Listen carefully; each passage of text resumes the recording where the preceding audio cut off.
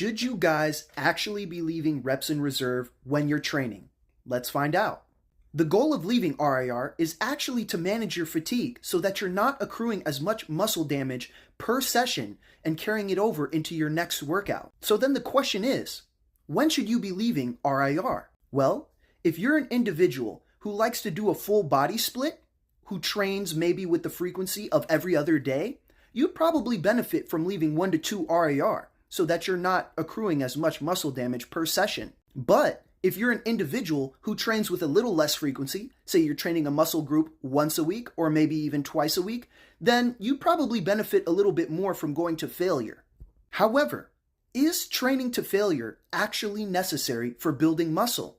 Well, the answer might shock you because it's actually not as necessary as people would have previously thought. You see, studies actually show that people still grow when stopping their sets far away from failure, especially beginners. That being said, most people can't actually gauge what failure actually is. Failure is not the same as zero RIR. Instead, failure is when you can no longer perform a rep and you would continue doing lengthened partials, which would actually be not as beneficial because you'd be accruing more muscle damage per session and carrying that fatigue into your next workout.